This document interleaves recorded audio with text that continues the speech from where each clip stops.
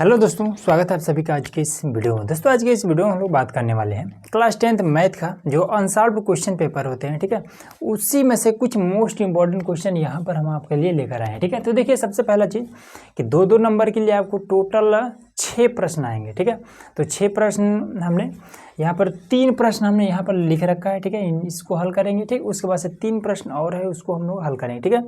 उसके बाद से आपका आ जाता है 4 नंबर के लिए, ठीक है। तो 4 नंबर के लिए टोटल आपको 6 प्रश्न देगा, ठीक है। 6 में से आपको 5 करना होगा, ठीक। तो हम आपको टोटल 6 प्रश्न करा देंगे, ठीक है। उसमें से कुछ क्वेश्चन ऐसे रहेंगे जो आपका इंपॉर्टेंट है, ठीक है, आने के बहुत ज़्यादा चांस है, ठीक है। रिपीट क्वेश्चन है, ठीक। तो यहाँ पर आप देखिए सबसे पहले एक प्रश्न है, इसमें कह रहा है कि एक घन का आयतन 1331 सेंटीमीटर क्यूब है, ठीक है। इसकी प्रत्येक भुजा ज्ञात कीजिए, ठीक है। तो सबसे पहला चीज़ इसमें आयतन दिया हुआ है, ठीक है। ये इतना कह रहा है कि इसकी भुजा बताइए, ठीक है। तो घन का आयतन बराबर फॉर्मूला होता है, देखिए फॉर्मूला ये है कि घन का आयतन बराबर में होता है भुजा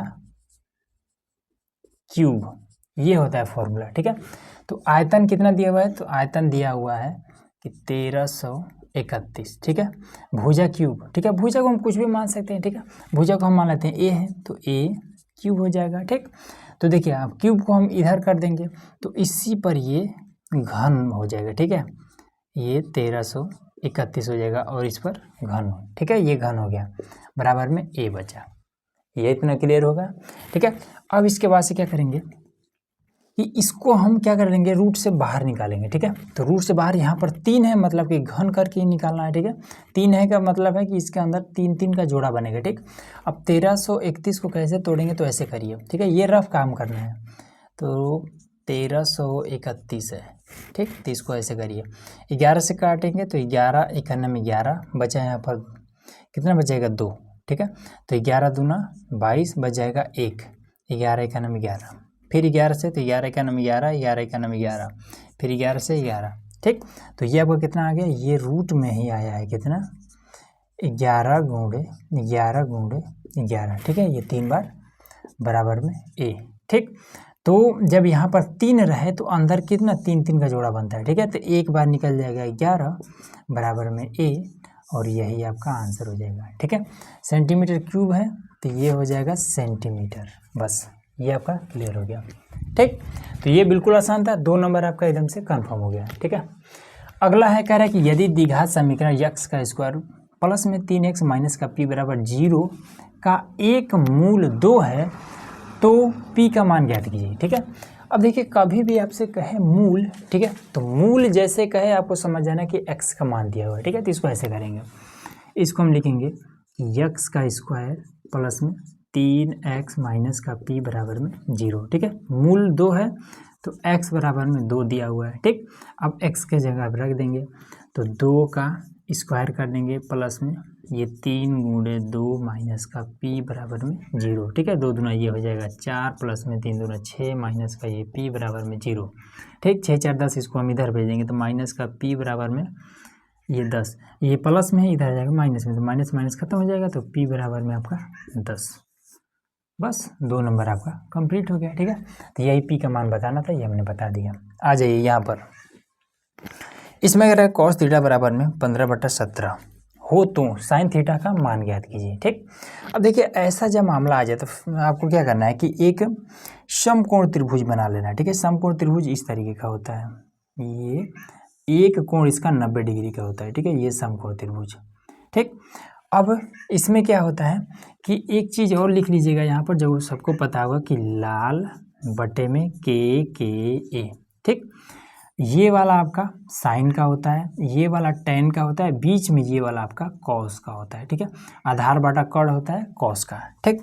तो देखिए कॉस थीटा बराबर, हमें क्या पता चला है कि कॉस थीटा बराबर क्या होता है कि आधार बटे में कर्ण होता है, ठीक है। तो आधार के स्थान पे क्या है 15 है, ठीक है। तो ये आपका आधार होता है, ये आपका 15 है, ठीक। कर्ण के स्थान पे क्या है 17 है, तो ये आपका हो जाएगा 17, ठीक। अब आ जाइए, अब ये लंब निकाल लेते हैं, ठीक है। लंब L बराबर में ये कितना होगा, ये बात निकालना, ठीक है। तो इसके लिए हमें क्या करना है, यूज करना पड़ेगा तो पाइथागोरस, ठीक।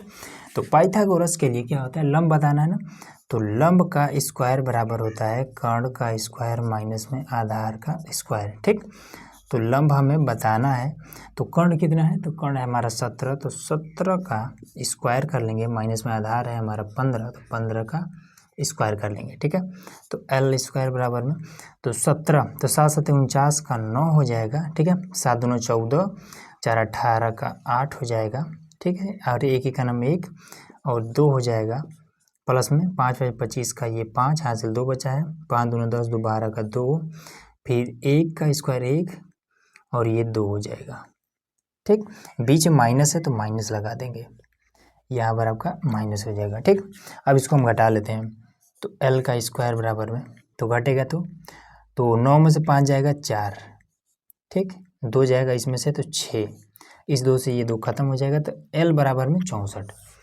तो एल बराबर में एल स्क्वायर बराबर 64 है। ठीक है, तो एल बराबर में हो जाएगा रूट में 64। ठीक, एल बराबर में 8 8 64 8, तो ये है आपका 8। ठीक है, ये है आपका 8। अब देखिए हमें क्या बताना है, साइन थीटा।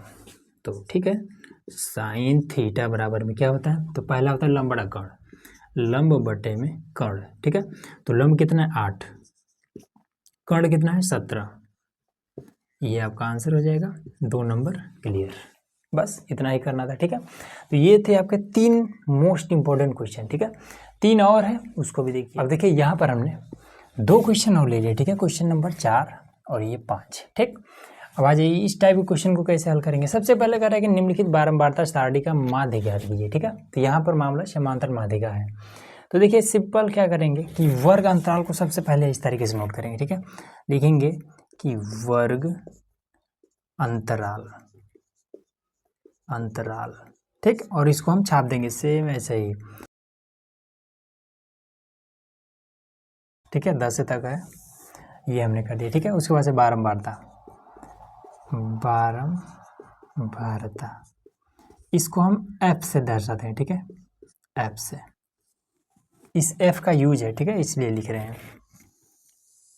और उसके बाद से लिख रहे हैं इसी के सामने एकदम 1, फिर ये वाला इसी के सामने 2, फिर ये 6, फिर 8 और फिर 3, ये हमने लिख दिया। ठीक, उसके बाद से आ जाता है मध्यमान, मध्यमान जिसको हम एक्स से दर्शाते हैं। उसके बाद से आपका आ जाता है एफ एक्स, मतलब कि ये मध्यमान और इसका गुणा कर दिया। ठीक है, मध्यमान कैसे निकलेंगे, तो 0 और 2 को जोड़ देंगे। ठीक है, तो जोड़ेंगे तो 2 ये रह जाएगा, 2 का 2 से भाग कर देंगे। ठीक है, 2 का आधा कितना हो जाएगा, तो ये आपका 1। ठीक, इन दोनों को जोड़ देंगे तो 4 2 6। ठीक है, 6 का आधा 3, यहाँ 3, फिर 6 4 10 का आधा 5, यहाँ पर आपका 5 हो जाएगा। फिर 8 6 आपका हो जाएगा 14, 14 का आधा 7, 7 हो जाएगा। 18 के आधा 9 हो जाएगा, गुणा 1 के साथ 1 रह जाएगा। 2 3 6, 6 5 30, फिर 8 7 56, फिर 9 3 27। क्लियर हो गया। ठीक है, अब क्या करेंगे कि बारंबारता को और ये वाला, ठीक है, दोनों को हम जोड़ लेंगे। ठीक है, तो ये कितना हो जाएगा 6 3 9। ठीक है, 6 3 9 और 8 17 20 हो जाएगा, ये वाला आपका 20। तो यहाँ पर इसको जोड़ लेते हैं। ठीक है, तो ये कितना हो जाएगा 6 6 12 1 13 का ये 3 हो जाएगा। ठीक है, उसके बाद से 7 और 3 10, 5 15 और 2 17। ठीक है, 17 1 18, ये हो जाएगा 18। ठीक, इतना हो गया। अब हमें क्या बताना, हमें माध्य बताना है। तो माध्य बराबर एक फॉर्मूला होता है कि माध्य बराबर पदों का योग बटे पदों की संख्या, पदों की संख्या। ठीक है, तो संख्या ये है, तो और ये पदों का योग ये है। ठीक है, 183। यहाँ पर हम क्या कर देंगे 3, उसके बाद से अब क्या करना है कि 20 से 183 में भाग करना है। ठीक है, तो 183 भागे 20 करना है। ठीक है, अब तो 20 से इसमें करना थोड़ा सा मुश्किल हो रहा है। ठीक है, तो इसको हम इजीली इस तरीके से कर देंगे, 183 करिए और इस 20 को कि 2 गुणे 10 कर दिए, ठीक है। अब 2 से ईजिली इसमें कर लेंगे, तो 2 9 18 हो जाएगा, ठीक है। बचा है 3, तो 2 1 2। अब यहाँ पर 1 बचा है, दशमलव लगा लेंगे, 1 के आगे 0 हो जाएगा, 10 हो जाएगा, 2 बचे 10, ठीक है, भागे 10, ठीक है। भाग जब करते हैं तो यही वाला दशमलव एक अंक और आगे बढ़ जाता है, ठीक है। तो ये हो जाएगा 9.15, यही आपका आंसर हो जाएगा, ठीक हो गया इजीली। ये वाला देखिए, कह रहा है कि बिंदुओं -3, 10 और 5, 4 को मिलाने वाले रेखाखंड के मध्य बिंदु का निर्देशांक ज्ञात कीजिए, ठीक है। तो वो देखिए, इसका मध्य बिंदु का निर्देशांक का क्या मतलब है, ऐसे समझिए। एक रेखा है, ठीक है, ये रेखाखंड कह रहा है ना, ये रेखाखंड है। मान लेते हैं कि इसका नाम है ए, तो इस बिंदु पर क्या मान दिया, ये -3, 10 मान दिया, ठीक है। और ये एक रेखाखंड है बी, इस पर मान दिया है 5, 4, ठीक है। मध्य बिंदु ये वाला बताना, मान लेते हैं कि पी, ठीक है। इसका मान कितना होगा, ये बात हमें बताना है, ठीक है। तो इसके लिए एक फॉर्मूला होता है, ठीक। फॉर्मूला क्या होता है कि मध्य बिंदु बराबर होता है x1 + x2/2, y1 + y2/2, ठीक। तो देखिए, ये वाला आपका होता है x1, ये आपका y1, ठीक है, x2 ये आपका y2, ठीक। मान रख देते हैं, तो -3 प्लस में x2 कौन है, तो 5/2। अब इसको घटा देंगे तो 2/में हो जाएगा 2, ठीक, मतलब कि 1 आ गया, इसका 1 आ गया। अब इस पर चलते हैं, y1 मतलब कि 10, y2 मतलब कि 4/2, तो ये हो जाएगा कितना, बराबर नहीं रहेगा, कॉमा रहेगा, तो ये हो जाएगा आपका 14/2, तो ये आपका 7, ठीक। तो निर्देशांक मध्य बिंदु का निर्देशांक बराबर कितना हो जाएगा, 1, 7, यही आपका आंसर हो जाएगा, ठीक है। एक प्रश्न और है, मोस्ट इंपॉर्टेंट क्वेश्चन है, ठीक है, उसको जरूर देखिए। यहाँ पर हमारे पास क्वेश्चन नंबर है लास्ट, ठीक है, 2 नंबर वाले जो 6 प्रश्न थे, ठीक है, उसी का ये 6ठा नंबर प्रश्न है। इसमें कह रहा है, यदि बिंदु -1, -3 x, 9 के बीच की दूरी 13 मात्रक है, ठीक है। तो x का मान ज्ञात कीजिए, ठीक है। तो बीच की दूरी का मामला है, बीच की दूरी का, तो बीच की दूरी का एक फॉर्मूला भी होता है। फॉर्मूला क्या होता है कि d बराबर में रूट में, ठीक है, दूरी वाला फॉर्मूला, ठीक है, रूट में x2 माइनस का x1 और सबका होल स्क्वायर प्लस में y2 माइनस का y1 सबका होल स्क्वायर, ये होता है फॉर्मूला, ठीक है। तो d, तो ये वाला जो 13 मात्रा कहीं पर लिखा आ जाए तो समझ लेना यही वाला दूरी टोटल दे दिया, ठीक है। d का मान ये वाला दे दिया है, ठीक है। तो d का मान यहाँ रख देंगे कि 13 है, और उसके बाद से x2 और x1 ये कौन है, तो ये आपका है x1, ये y1, ये x2 और ये y2, ठीक। तो x1, तो सबसे पहले x2 मतलब कि x से रखना पड़ेगा, ठीक, माइनस में x1 मतलब कि माइनस का 1, ठीक है, ये भी माइनस है, बीच में माइनस है, तो प्लस हो जाएगा 1 और सबका होल स्क्वायर। उसके बाद से y2, तो y2 कहाँ पर है, ये 9 माइनस में y1 कितना है, तो -3 है, तो ये प्लस हो जाएगा, ये 3 होल स्क्वायर। उसके बाद से अब इसमें देखिए एक काम करते हैं, ठीक है, ताकि ये वाला जो रूट है, ठीक है, ये रूट खत्म हो जाए, तो दोनों तरफ वर्ग कर देते हैं, दोनों तरफ वर्ग करने पर, ठीक है। तो ये 13 का वर्ग कर देंगे, उसके बाद से x + 1 का होल स्क्वायर प्लस में 9 3 12 का घात में, ठीक है, और सबका वर्ग, ठीक है। वर्ग की वजह से ये रूट खत्म हो जाएगा, 13 का स्क्वायर करेंगे तो कितना हो जाएगा, 169 हो जाएगा, बराबर में ये x + 1 का होल स्क्वायर प्लस में 12 बटे में 144 हो जाएगा, ठीक। अब ये इसको हम इधर बुला लाते हैं, तो 169 माइनस का 144 बराबर में इसको हम क्या करते हैं कि a + b के होल स्क्वायर पर तोड़ देंगे, ठीक है। तो a स्क्वायर मतलब कि x का स्क्वायर, b स्क्वायर मतलब 1 का स्क्वायर, तो a square + b square + 2ab, तो 2 a के स्थान पर यक्स है, बी के स्थान पर 1 है। ठीक, इसको घटा देंगे तो 9 में से 4 जाएगा 5 और 6 में से 4 जाएगा 2। ठीक, 1 से 1 खत्म हो जाएगा। बराबर में इधर क्या बचा, तो इधर आपका यक्स का स्क्वायर और प्लस में 1 फिर 2x और गुणे 1, ये 2x बचा। ठीक, अब क्या करते हैं कि 25 को इधर बुला लेते हैं। ठीक है, तो इधर कुछ नहीं बचेगा, x का स्क्वायर प्लस में 1 प्लस में 2x, ये 25 प्लस में इधर आएगा तो माइनस में 25 हो जाएगा। ठीक है, तो 0 बराबर में x का स्क्वायर प्लस में ये वाला 2x, ठीक, और इसको इसमें से घटा देंगे तो हो जाएगा माइनस का ये 24 और सिंपल इसका आपको गुणनखंड कर देना है और आपका आंसर आ जाएगा। ठीक है, देखिए 2 नंबर का है लेकिन थोड़ा सा लंबा करना पड़ेगा। ठीक है, तो करना कुछ नहीं, बस गुणनखंड कर देना है। ठीक है, तो 0 बराबर में x का स्क्वायर प्लस में 2x माइनस का 24। ठीक, तो 24 को कुछ ऐसा तोड़ना है कि घटाएं तो ये 2 आ जाए। ठीक है, तो 6 चौका 24, 6 और 4 के रूप में, तो 0 बराबर में x का स्क्वायर प्लस में ये वाला लिखेंगे पहले बड़ा वाला 6x, फिर माइनस है तो माइनस में छोटा वाला अब 4x माइनस का ये 24। ठीक है, तो 0 बराबर में x और x इसमें से कॉमन हो जाएगा तो x प्लस में 6 बचेगा, 4 कॉमन कर लेंगे माइनस का 4। ठीक है, तो यहाँ पर x बचेगा, माइनस तो कॉमन में आ गया तो ये वाला अंदर आएगा तो प्लस हो जाएगा, तो 4 से इसी में भाग करेंगे तो 6 आ जाएगा।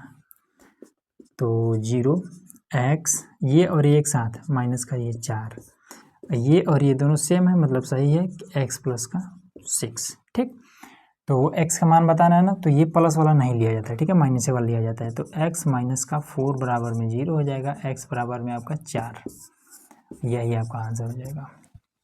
ठीक है, सिंपल था ये भी।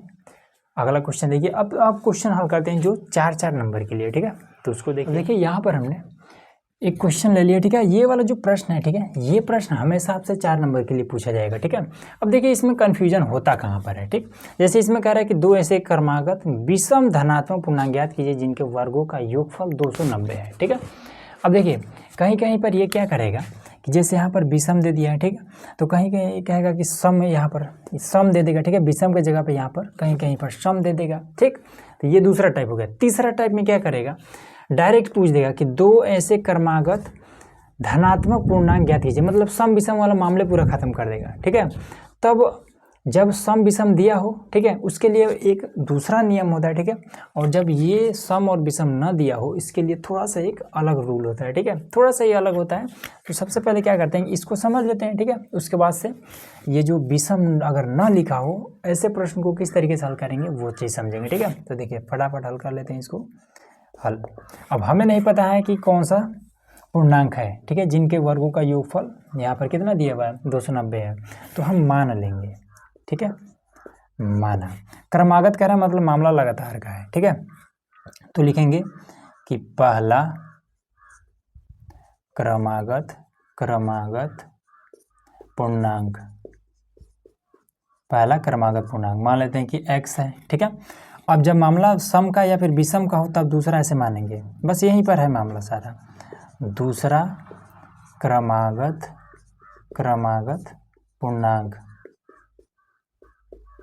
पूर्णांक क्या करेंगे कि x प्लस 2 इस तरीके से मानेंगे। ठीक है, बस इतना ही है। ठीक, अब इसको ऐसे करेंगे। अब आगे क्या करा कि जिनके वर्गों का योगफल, इनके वर्गों का योगफल। ठीक है, तो यहाँ लिख देंगे प्रश्नानुसार। ठीक, तो x का स्क्वायर, योग मतलब जोड़। ठीक है, इन दोनों का वर्गों का तो पहले वर्ग कर देते हैं, x प्लस 2 वर्ग कर दिए, फिर योग कर देते हैं। ठीक है, कितना है 290। ठीक, अब इसका a प्लस बी के होल स्क्वायर तोड़ देंगे इसको, तो इसको लिखेंगे x का स्क्वायर प्लस में x का स्क्वायर प्लस में ये 4 हो जाएगा, a square plus B square. ठीक है, प्लस 2ab, तो 2 a के स्थान पर x है, b के स्थान पर 2 है, बराबर में है 290।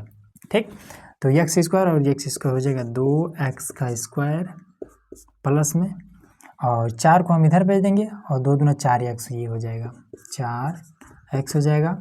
फिर ये 4 इधर आएगा, इसमें से घट जाएगा। ठीक है, तो 290 माइनस का ये 4 हो जाएगा। तो 2, अब एक काम करते हैं, ठीक है, यहाँ से 2 कॉमन कर लेते हैं, ठीक है, और छोटा हो जाएगा। यहाँ भी 2 है, इसमें भी 2 मिल जाएगा।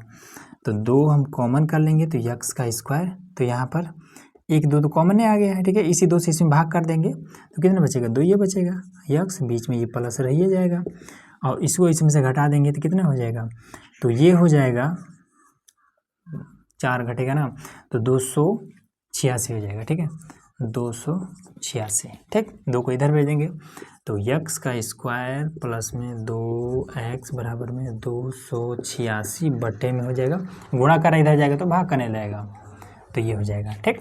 अब और छोटा हो जाएगा तो यक्स का स्क्वायर प्लस में 2x बराबर में 2 × 2 2 × 8 2 × 6, ठीक। अब इसको इधर बुला लाएंगे तो यक्स का स्क्वायर प्लस में 2x और माइनस में 143 बराबर में 0। इसका हम कर देंगे सिंपल गुणनखंड, ठीक है। तो चलिए गुणनखंड कर देते हैं। अब 143 को कुछ ऐसा तोड़ना है कि घटाएं तो ये 2 आ जाए, ठीक। तो इसके लिए इस 143 को तोड़ेंगे, 143 तो ये किससे कटेगा, 11 से कट जाएगा, ठीक है। 11 का नाम 11 बचा 3, 11 3 33, फिर 13 का नाम 13, यही, ठीक है। 11 को अगर 13 में से घटाएंगे तो 2 ये बचेगा ना, हाँ, मामला क्लियर हो गया। तो दिया है कि x का स्क्वायर प्लस में 2x माइनस का 143 बराबर में 0 है, ठीक है। तो 43 को हम कैसे 11 और 13 के रूप में तोड़ सकते हैं, तो इसको लिख लेंगे कि x का स्क्वायर प्लस में पहले बड़ा वाला 13x, फिर माइनस लगाएंगे, यहाँ माइनस है, फिर 11x, फिर माइनस का 143 बराबर 0, ठीक। x यहाँ भी है तो x को कॉमन कर लेंगे तो एक बार x बच जाएगा, फिर प्लस में ये 13 हो जाएगा, ठीक। माइनस का 11 कॉमन कर लेंगे तो यहाँ पर x बच जाएगा, ठीक है। 11 से इसमें भाग करेंगे तो फिर आपका 13 ही आ जाएगा, ठीक।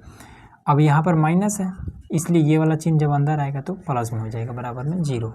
ये और ये एक साथ ले लेंगे तो x माइनस का 11 और x प्लस का 13 बराबर में 0, ठीक। प्लस वाला नहीं लेते हैं, माइनस वाला लेते हैं तो x बराबर में 11 हो जाएगा, ठीक है। या फिर इसको और डिटेल में कर देते हैं तो ये हो जाएगा x माइनस का 11 बराबर में 0, तो x बराबर में आपका 11, ठीक। तो कह रहा था ना कि इसमें विषम धनात्मक पूर्णांक बताना था, ठीक है।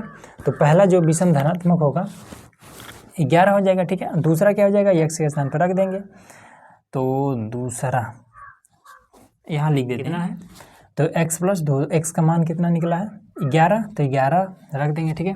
तो 11 प्लस में 2 बराबर में 13, यही आपका आंसर हो जाएगा, 4 नंबर कंप्लीट, ठीक।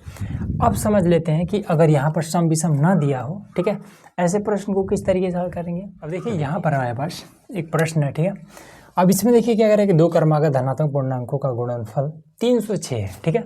इसमें पूर्णांक ज्ञात कीजिए, ठीक है। तो देखिए अब इसमें सम विषम कहीं पर मामला नहीं है, ठीक।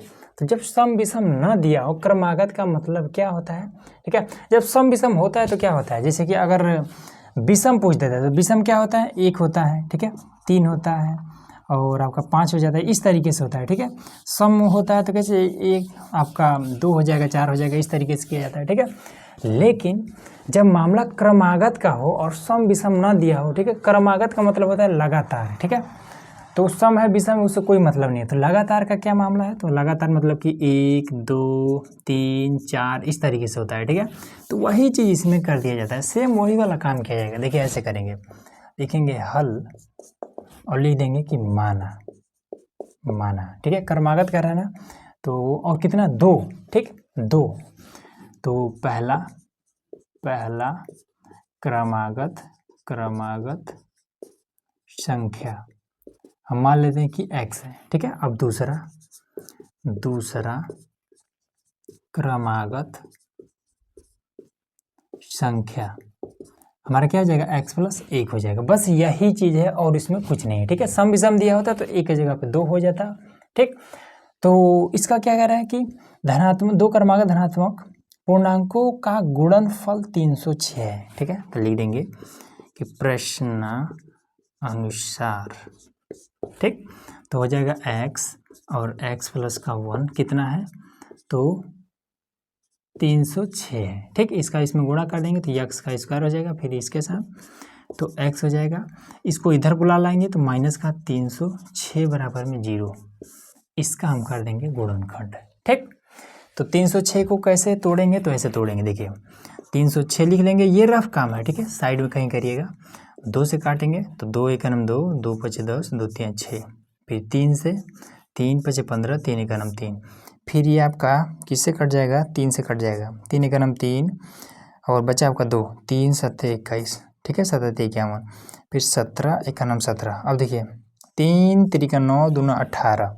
ठीक, तो ये आपका हो जाएगा 18 और यहाँ पर है आपका 17। ठीक है, 18 17 हो जाएगा 306, दोनों घटाएंगे तो 1 आ जाएगा यहाँ पर। ठीक है, x का मतलब केवल 1 आना चाहिए, इसको 2 भागों में ऐसा तोड़ना है, घटाएं तो 1 आ जाती है, ये वाला हमने तोड़ दिया। अब आज यहाँ पर गुणनखंड कर लेते हैं। ठीक है, यहीं पर कर देते हैं, कोई दिक्कत नहीं है। तो x का स्क्वायर प्लस में x, ठीक है, इसको नोट कर लेते हैं। ठीक है, 18 और 17, तो पहले 18x माइनस का फिर 17x, फिर माइनस में यहाँ पर प्लस है ना तो ये प्लस रहेगा, ये वाला माइनस रहेगा, तो यहाँ पर प्लस है तो ये प्लस हो गया, यहाँ पर माइनस है तो ये वाला माइनस रहेगा, सॉरी ये माइनस रहेगा। ठीक, उसके बाद से फिर इसके लिए भी यहाँ माइनस रहेगा, 306 बराबर में 0। ठीक, यक्स कॉमन कर लेते हैं तो यक्स हमारा कॉमन हो जाएगा, तो यहाँ पर एक यक्स बच जाएगा, फिर प्लस में 18, फिर माइनस का 17, फिर यहाँ पर x। अब देखिए 17 से जब इसमें भाग करेंगे तो फिर आपका 18 बच जाएगा। ठीक, ये वाला माइनस अंदर आएगा तो प्लस हो जाएगा, क्योंकि इसके आगे क्या है, माइनस है, बराबर में 0। ये और एक साथ तो x माइनस का 17 और x प्लस का 18 बराबर में 0। ठीक, प्लस वाला छोड़ देंगे, ये माइनस वाला लेंगे तो x माइनस का 17 बराबर में 0, तो x बराबर में आपका 17 ये हो जाएगा। ठीक, तो अब इसमें पूछ रहा था ना, तो बता देंगे कि जो पहला क्रमागत जो संख्या हमें मिला है वो है हमारा 17। ठीक है, तो दूसरा कितना हो जाएगा, तो दूसरा क्रमागत जो संख्या हमें मिलेगा वो x के स्थान पर रख देंगे, तो 17 और 18 हो जाएगा, 18। बस यही आपका आंसर हो जाएगा। अब दोस्तों यहाँ पर हमारे पास एक और प्रश्न है। ठीक है, इसमें कह रहा है कि सिद्ध कीजिए कि 2 सकेंद्रीय वृत्तों में बड़े वृत्त की जीवा छोटे वृत्त को स्पर्श करती है। ठीक है, स्पर्श बिंदु पर समद्विभाजित होती है। अब देखिए कुछ लोगों को तो ये क्वेश्चन में नहीं समझ में आया होगा। इसमें कह रहा है कि सिद्ध कीजिए कि 2 सकेंद्रीय वृत्त है। ठीक है, तो सबसे पहले फिगर तैयार करते हैं। ठीक है, सकेंद्रीय वृत्त का मतलब होता है कि एक केंद्र से, ठीक है, जब 2 वृत्त बनता है तो वहाँ पर आपका सकेंद्रीय हो जाता है। ठीक है, ऐसे हो जाता है, ये हमने एक केंद्र ले लिया और एक वृत्त हमने इस तरीके से खींच लिया। ठीक, और इसी वाले यहीं पर क्या करेंगे, प्रकार का नोक रख करके और एक और हम इस तरीके से वृत्त खींच लेंगे ये। ठीक, तो ये हमारा केंद्र हो गया, केंद्र थोड़ा सा दाहिने बाएं हो गया है तो इसको हम साइज कर लेते हैं। ठीक है, ये हमारा हो गया।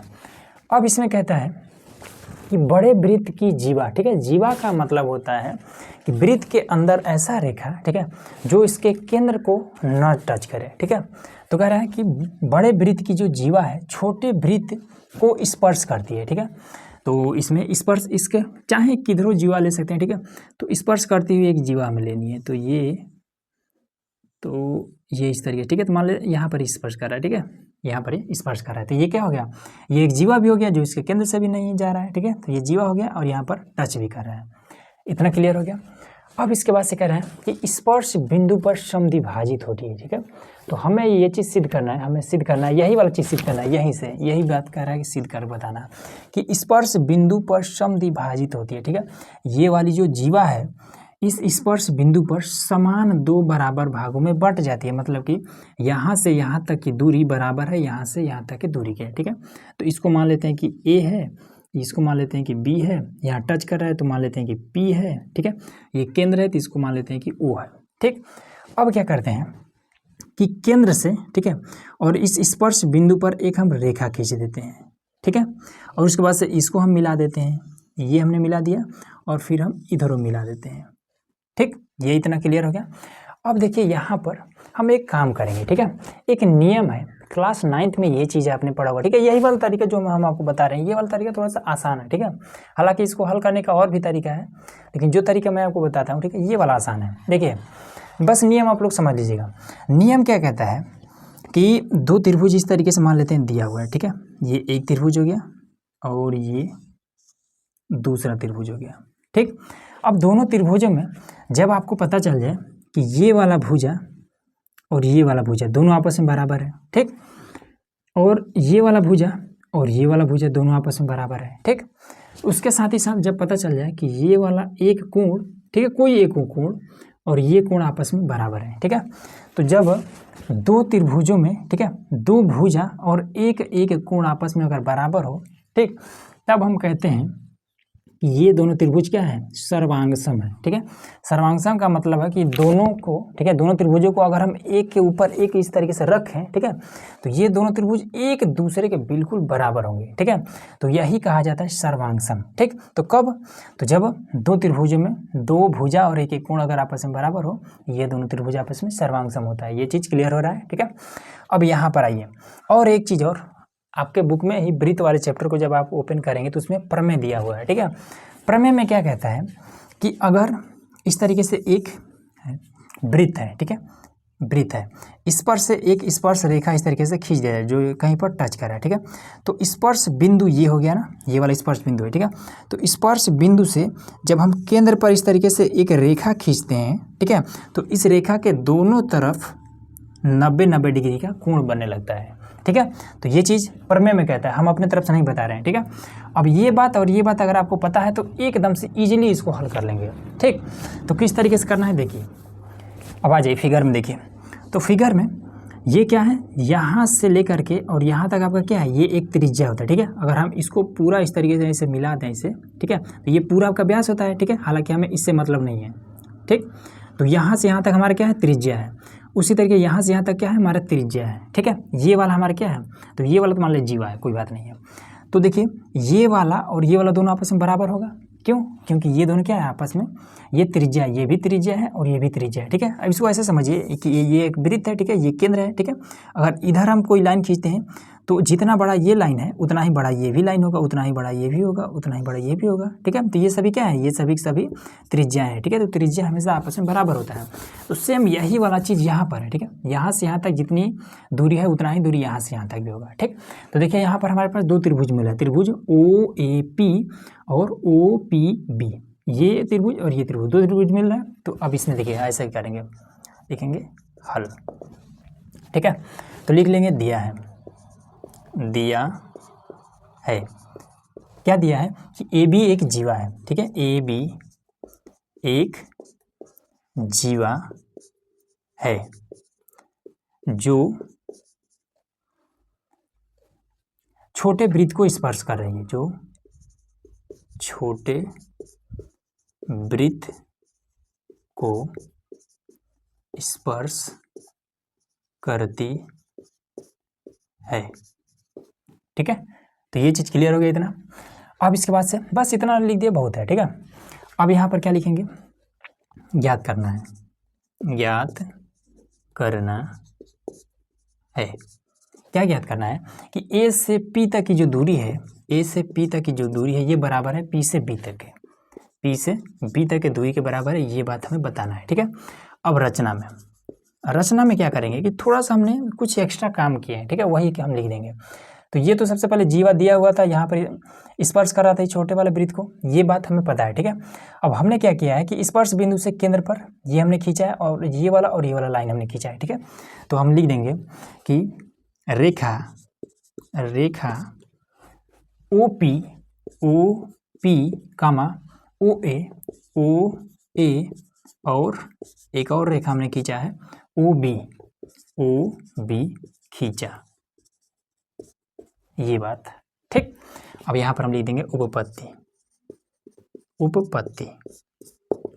तो हमें कि इसमें क्या, दो त्रिभुज है ना OAP, तो लिख लेंगे त्रिभुज OAP तथा दूसरा हमें त्रिभुज मिला है OPB, त्रिभुज OPB में, ठीक। तो ये चीज़ हमें पता हो गया, ठीक है। अब इसमें क्या मिल रहा है कि इस वाले त्रिभुज में ओ ए बराबर है दूसरे त्रिभुज के ओ बी के बता देंगे कैसे बराबर है, तो ये त्रिज्या है, त्रिज्या। ठीक, दूसरा चीज कि इस वाले त्रिभुज को बनाने में हमें ओपी रेखा को लेना पड़ेगा। ठीक, और इस वाले त्रिभुज को भी बनाने में ओपी रेखा को लेना पड़ेगा। मतलब ओपी क्या है, दोनों में कॉमन है, तो ओपी बराबर ओपी। ठीक है, दोनों में कॉमन है, हिंदी में कहते हैं उभयनिष्ठ, उभयनिष्ठ, ये उभयनिष्ठ है। क्लियर हो रहा है। उसके बाद से यहाँ पर क्या है कि ए और बी, ये वाला क्या है, एक जीवा है जो कि इस छोटे वाले वृत्त को स्पर्श कर रहा है, तो स्पर्श बिंदु से और केंद्र पर खींचा गया ये वाला रेखा क्या कर रहा है, अपने दोनों तरफ 90 डिग्री का कोण बनाता है। ठीक है, तो यहाँ पर हम लिख देंगे कि जो ए पी ओ है, ये वाला कोण ए पी ओ है, ये बराबर है कोण बी पी ओ के, बता देंगे कि प्रत्येक 90 डिग्री का है। ठीक है, कैसे, तो यहाँ पर हम बता देंगे 90 डिग्री प्रमेय से। ठीक, तो ये हो गया। तो यहाँ पर बता देंगे तब त्रिभुज, ये वाला त्रिभुज इस त्रिभुज के क्या हो जाएगा, सर्वांग हो जाएगा। त्रिभुज ओ ए पी ये सर्वांग हो जाएगा त्रिभुज ओ पी बी के। ठीक, कैसे, तो हम बता देंगे कि इसमें दो भुजा और एक कोण मिला है। ठीक है, भुजा को इंग्लिश में बोलते हैं साइड। ठीक है, उसी साइड का यश ले लिया जाता है। ठीक है, तो एक यश और एक यश, ठीक है, और एक कोण को इंग्लिश में बोलते हैं एंगल, एंगल का ए। तो दो भुजा है। ठीक है, तो यश, एक यश और एक कोण है, और ये दूसरा हो जाएगा। ठीक है, भुजा, तो यश ए यश सर्वांग समता से। ठीक है, सर्वांग समता से ये चीज। ठीक है, तो ये नियम होता है क्लास 9 में, ये वाला चीज एकदम से प्रॉपर तरीके से दिया हुआ है। ठीक है, तो अब देखिए जब दो त्रिभुज, ठीक है, दो त्रिभुज आपस में सर्वांगसम होता है, तो हमने अभी आपको बताया है कि सर्वांगसम का मतलब होता है कि दोनों त्रिभुज एक दूसरे के बिल्कुल बराबर है। ठीक है, इस त्रिभुज को उठा करके अगर हम इस पर रख देंगे तो क्या हो जाएगा, एक दूसरे के बिल्कुल बराबर होगा। ठीक, तो उसी तरीके से जब दो त्रिभुज आपस में सर्वांगसम होते हैं, ठीक है, तो इनके जो संगत भुजाएं हैं ये भी आपस में बराबर होते हैं। मतलब कि ये वाला भुजा इस भुजा के बराबर हो जाएगा, ये वाला, तो मान लो दोनों कॉमन है, तो उसी तरीके से ये वाला भुजा इस भुजा के बराबर होता है। ये सर्वांगसमता का नियम कहता है। ठीक है, तो बता देंगे कि दोनों त्रिभुज आपस में सर्वांगसम है, इसलिए ए पी बराबर है पी बी के। क्यों, तो बता देंगे कि सर्वांगसम त्रिभुजों के संगत भुजा बराबर होते हैं। बस यही आपका आंसर हो जाएगा। ठीक है, तो ये क्वेश्चन बहुत बड़ा नहीं है, बस आपको समझाने में थोड़ा सा समय लग रहा है। ठीक है, तो इजीली हो गया। अगला क्वेश्चन देखिए। अब देखिए यहाँ पर हमारे पास एक और प्रश्न है। ठीक है, इसमें कह रहा है कि चित्र वहाँ पर है। ठीक है, LM समांतर है CB के। ठीक है, तो LM इसके समांतर है। ठीक है, ये वाला रेखा इस रेखा की समांतर है। ठीक है, और LNCD की समांतर है। ये वाला रेखा इस रेखा के समांतर है। ठीक है, तो कह रहा है कि सिद्ध कीजिए कि AM बटा BM, ठीक है, AM और BM इस भुजा का अनुपात बराबर है AN और DN के। इस भुजा का अनुपात इस भुजा का अनुपात के बराबर है, ये बात हमें सिद्ध करके बताना है। ठीक है, तो देखिए सिंपल है, बहुत आसान प्रश्न है अगर आपको एक प्रमेय पता है तब। ठीक है, प्रमेय क्या है, तो देखिए प्रमेय कहता है कि कोई भी त्रिभुज चाहे जैसा त्रिभुज हो। ठीक है, तो ये तो हम समकोण बना रहे हैं। ठीक है, तो चाहे जैसा में इस तरीके से, ठीक है, एक त्रिभुज हो गया। ठीक, तो प्रमेय हमारा कहता है कि जब आपको पता चल जाए, ठीक है, कि किसी भी त्रिभुज में पता चल जाए कि एक रेखा है, ठीक है, एक रेखा है जो कि त्रिभुज के किसी एक भुजा के समांतर में है। ठीक है, तो हम मान लेते हैं कि ये A है, ये B है और ये C है। ठीक है, और ये D है और ये E है।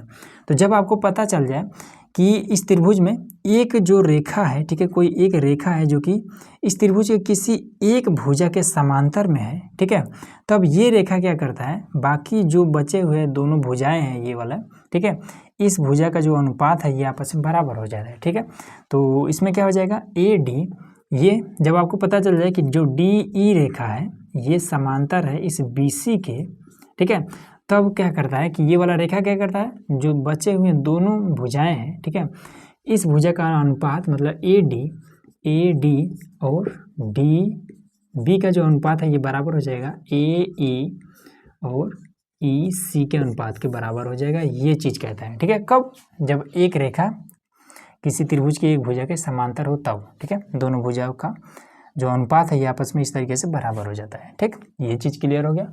अब आइए देखिए कितना आसान तरीके से ये वाला हल हो जाएगा। तो यहाँ पर हम सबसे पहले लिख देंगे, क्या लिखेंगे, हल, ठीक है, लिखेंगे कि दिया है, क्या दिया है कि जो LM रेखा है ये समांतर है CB के। दूसरा बात दिया हुआ है कि जो LN रेखा है ये समांतर है CD के। ठीक, उसके बाद से लिख देंगे कि ज्ञात करना है, क्या ज्ञात करना है कि जो AM और BM भुजा का जो अनुपात है ये बराबर है AN और DN के, DN भुजा के अनुपात के बराबर है, ये बात हमें बताना है। ठीक है, तो यहाँ पर हम लिख देंगे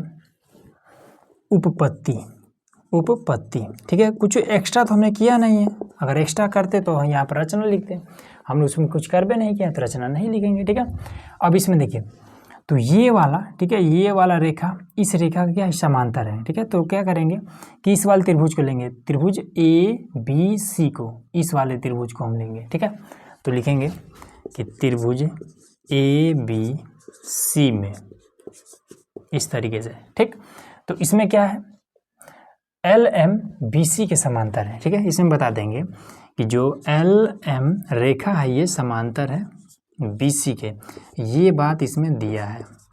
ठीक है, तो लिख देंगे कि दिया है। ठीक, हमने आपको क्या बताया था कि जब किसी भी त्रिभुज में पता चल जाए कि एक कोई रेखा है जो कि इस त्रिभुज के किसी एक भुजा के समांतर में है, ठीक है, तो बाकी जो दोनों बचे हुए जो भुजाएं हैं, ठीक है, उनका अनुपात आपस में बराबर हो जाएगा। ठीक है, तो यहाँ पर क्या हो जाएगा, AM बटे में BM हो जाएगा कि AM बटे में BM, ठीक, बराबर AL बटे में LC। ठीक, AL बटे में LC, ये कैसे हुआ है तो बता देंगे कि प्रमेय से। ठीक है, 6.1 से, तो डायरेक्ट आप लिख दीजिए प्रमेय से। ठीक, इसी को समीकरण 1 मान लेंगे।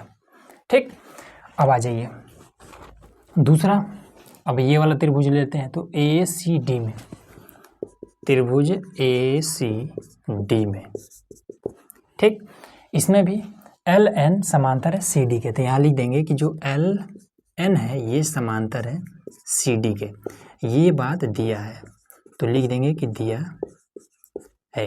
ठीक, तो इसमें भी क्या हो जाएगा, AN, जो AN है बटे में हो जाएगा ND बराबर में AL बटे में LC, AL बटे में LC हो जाएगा। ठीक है, ये भी बता देंगे कि प्रमेय से। ठीक है, समीकरण 2 मान लेंगे। ठीक, अब क्या करेंगे कि समीकरण 1 और 2 से हमें काम करेंगे। हम देखेंगे कि AL बटे में LC के बराबर ये है और AL बटे में LC के बराबर ये भी है। ठीक, तो जब मामला इस तरीके से बराबरी का होता है, ठीक, तब हम क्या कर सकते हैं कि इस AL बटा LC के इस मान को उठा करके हम यहाँ रख सकते हैं। ठीक है, या फिर इस मान को उठा करके हम यहाँ रख सकते हैं। ठीक है, तो यहाँ हम लिख देंगे, लिखेंगे कि समीकरण 1 और 2 से। ठीक, तो देखेंगे कि कैसा हमें दर्शाना है, तो AM बटे में BM, तो AM बटे में BM यहाँ पर है। ठीक है, तो इस मान को उठाएंगे और इसके स्थान पर रख देंगे। ठीक है, तो यहाँ रख देंगे कि AM बटे में BM बराबर में इसके स्थान पर ये वाला मान पुट करेंगे। ठीक है, AN बटे में ND, AN बटे में ND, बस यही बात हमें दर्शाना था, हो गया। ठीक है, तो ये चीज़ कैसे पॉसिबल था, इजीली, क्योंकि हमें प्रमेय पता था। ठीक है, अगर आपको भी प्रमेय पता रहेगा तो इजीली कर लेंगे। ठीक, प्रमेय भी हमने आपको बता दिया। ठीक है, अगला क्वेश्चन। अब आ जाइए, यहाँ पर हमारे पास एक प्रश्न है। ठीक है, 4 नंबर के लिए, तो ये भी बहुत आसान है। इसमें कह रहा है कि द्विघात बहुपद x² प्लस में 7x प्लस 10 के शून्य ज्ञात कीजिए और शून्यकों तथा गुणांकों के संबंध की सत्यता की जांच कीजिए। ठीक, तो सबसे पहले शून्य ज्ञात कैसे करेंगे, देखिए सिंपल इसको क्या करेंगे, नोट करेंगे कि x² प्लस में 7x प्लस में 10, ठीक, और इसका गुणनखंड कर दीजिए। ठीक है, तो 10 को ऐसा तोड़ना है कि जोड़े तो 7 आ जाए। ठीक है, तो 5 दूना 10 लिखेंगे x² प्लस में पहले बड़ा वाला 5x प्लस में छोटा वाला 2x प्लस में 10। ठीक, कॉमन ले लीजिए, x कॉमन हो जाएगा, x प्लस में 5, 2 कॉमन हो जाएगा तो x प्लस में 5। ठीक है, ये और ये एक साथ, तो x प्लस में 2 और x प्लस में 5। क्लियर हुआ? तो इसको हम लिख देंगे ऐसे, x प्लस में 2 बराबर 0 लीजिए तो x बराबर में माइनस का 2, ये मिला। x प्लस का 5 बराबर में 0 लीजिए तो x बराबर में माइनस का 5। ये बात क्लियर हो गया? ठीक है, तो ये हमारा निकल गया शून्यक। ठीक, बिल्कुल आसान था। अब क्या कह रहा है कि शून्यकों तथा गुणांकों के संबंध की सत्यता की जांच कीजिए। ठीक है, अब कह रहा है कि आप जांच करके बताइए कि क्या ये इसके शून्यक हैं। ठीक है, तो देखिए शून्यक का मतलब है, इसका नाम से ही पता चल जाए, शून्यक कहीं ना कहीं 0 होगा मामला। ठीक है, तो अगर ये वाला अंक इस बहुपद को, ठीक है, अगर शून्य कर देता है तभी ये दोनों क्या है, इसका शून्यक है। ठीक है, अन्यथा नहीं है। तो कह रहा है कि आप जांच करके बताइए। ठीक है, करते हैं जांच। तो लिखेंगे यहाँ पर जांच, ठीक है, और मान लेंगे, लिखेंगे कि माना, माना, इसको मान लेंगे क्या, px बराबर मान लेते हैं। ठीक है, सब में x है इसीलिए px बराबर, ठीक है, सब में अगर y होता तो py बराबर मानते हैं। तो px बराबर में x² प्लस में 7x और प्लस में 10 हो जाएगा। ठीक है, तो x बराबर इस बार क्या है, 2 है, तो ठीक है लिखते हैं। तो p माइनस का 2 बराबर में माइनस के 2 का स्क्वायर प्लस में 7 गुणे माइनस का 2 प्लस में 10। ठीक, जहाँ जहाँ पर x था हमने वहाँ पर 2 पुट कर दिया क्योंकि x बराबर हमारा 2 था यहाँ पर। ठीक, अब आ जाइए, 2 दूना 4 हो जाएगा। ठीक, माइनस खत्म हो जाएगा क्योंकि घात में 2 है। 7 दूना 14, माइनस का ये हो जाएगा 14। ठीक, और ये वाला 10 प्लस का 10। ठीक, तो ये प्लस का 10 और ये प्लस का 4, 14 हो जाएगा, और माइनस का 14 ये हो जाएगा 0। एक हमने ज्ञात कर दिया। दूसरा, तो p दूसरा हम क्या कर देंगे कि x बराबर माइनस के 5 वाला। ठीक है, माइनस के 5 वाला इसको ज्ञात करेंगे। तो p माइनस का 5, यहाँ पर माइनस के 5 का स्क्वायर प्लस में 7 गुणे माइनस के 5 प्लस में 10, तो ये हो जाएगा कितना, 5 × 5 = 25, तो ये हो जाएगा 25 और 7 × 5 = 35। ठीक है, माइनस में, तो माइनस में हो जाएगा 35 और प्लस में 10। ठीक, तो 25 प्लस में है, ये प्लस में है, तो 25 × 10 = 35। ठीक है, और माइनस का 35 हो जाएगा 0। यही हमें सिद्ध करना था, ये हमने सिद्ध कर दिया। ठीक है, तो इस तरीके से हमने टोटल 5 प्रश्न आपको इसमें बता दिए। ठीक है, और 2-2 अंक वाले हमने 6 प्रश्न बता दिए। ठीक, तो उम्मीद है कि ये सारा चीज़ आपको इजीली समझ में आ गया होगा। ठीक है, तो चलिए मिलते हैं नेक्स्ट वीडियो में, जिसमें हम लोग और भी मोस्ट इंपॉर्टेंट जो 6 नंबर के लिए प्रश्न है, ठीक है, उसको हल करने वाले हैं। ठीक है, तो चैनल को सब्सक्राइब जरूर कर लीजिएगा।